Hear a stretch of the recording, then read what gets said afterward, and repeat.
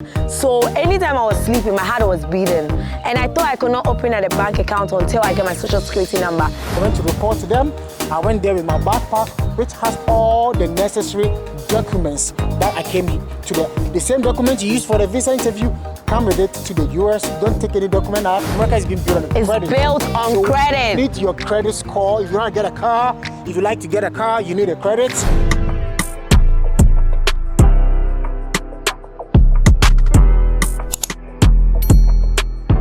With you, the steps you're gonna take once you arrive here in the United States as an international student. We've made a special video on the steps to follow once your visa is approved. If you have not watched it, you're gonna pin it. Watch this video before you watch this video, because this video is a continuation of the previous video. So in today's video, I'm gonna show you the step by step. Once you land here and you go to your apartment, what are the steps you're gonna take? So the first step. Joshua, what did you do when you got here? So the first thing I did when I got here is that when I came here, I got an apartment. So once I arrived in my apartment and I had a good nap, the following day I went to school and I went to my international admissions office. And I went there I went to report to them. I went there with my backpack, which has all the necessary documents that I came to the same document you use for the visa interview. Come with it to the US. Don't take any document out.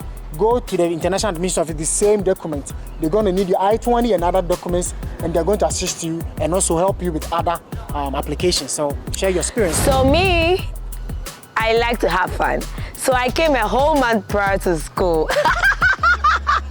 You can do that, okay? So just to be able to tour. So if you know anybody in any state, you have relatives, you want to go see them before school starts, you can do that. But I'll just advise you that when you buy your ticket to wherever they are, make sure you buy another ticket to your school location, so that when they ask you, they know that you are not running, you're actually coming to school, okay? So I went to, relax, have fun. I was touring, I was moving from one state to the other. I went to 2 different states and I had fun. But immediately, 3 days before school, I got to school and I also went the same way. I went to my ISSO, but when I touched down, I was able to do it online. So you can check. My school gave me the opportunity to report online. Then 2 or 3 days before school started, I went there in person and then I told them that I'm here. Then they prepared us for orientation. And then a couple of days later, they oriented us to the whole school. And then I set up my room, I unpacked my stuff. And I got acquainted to my room and then my environment. Where is the grocery shop? Where is the bus stop? How many minutes do I need to walk to school so I know what time I have to leave the house? And stuff like that, just to put myself in order. That's what I did. Yeah, so once you arrive at the international admissions office, they're going to go through documentation form. And if you're also going to work on campus, you have an assistantship, they're going to guide you. You go to Social Security, and they're going to get you some documentations. You go to Social Security and set up your Social Security number. So these are some of the things that when you go to international admissions, they are going to assist you and take you through orientation. As Doc said, they're going to take you through orientation, tour the school, and to do this library where you're going to go for your lectures and everything. So they're going to do that. And also, if you like to also set up, open an account, you have credit, Your bank account. banking, you have Chase Bank, Bank of America, Wells Fargo. So any bank that is close to you, you can go there and set that up or open accounts. And talking about bank, I just want you to know that you don't need a social security number before you open a bank account. What shocked me, one of the things that shocked me when I came here was that my room did not have a lock. And I came with all that money from Ghana. So anytime I was sleeping, my heart was beating. And I thought I could not open a bank account until I get my social security number.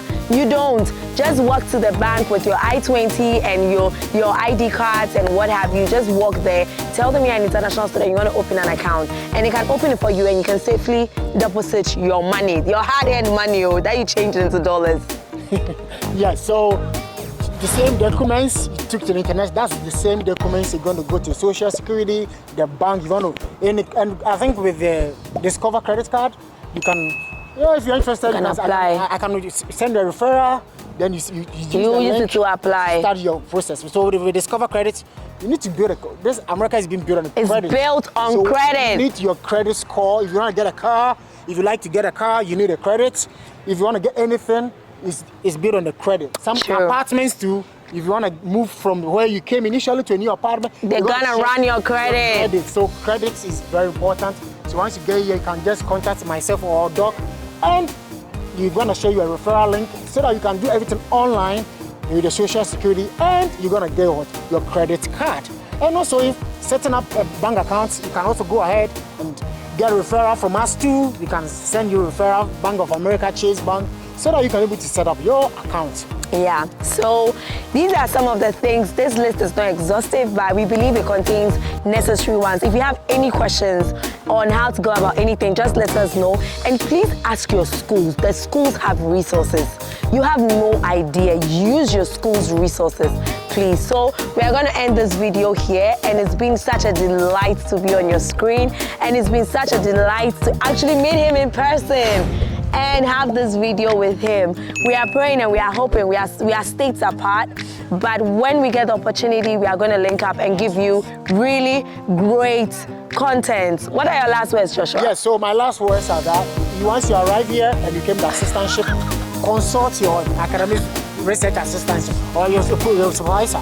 Talk to them, probably. Even you came with a partial scholarship too, you can speak to them. They can assist you. Their other jobs. Their jobs on campus. So if you give them a partial scholarship, make sure you connect and talk to your academic supervisor. They're going to guide you, assist you to go to your financial aid office. And if there's any form of campus job or anything to do extra that can assist you pay your fees so you can have the peace of mind to study, go ahead and do that. Yeah. Important. So subscribe if you haven't subscribed. Subscribe to the channel. It's very important. Like, share with other people who also came to the US with you.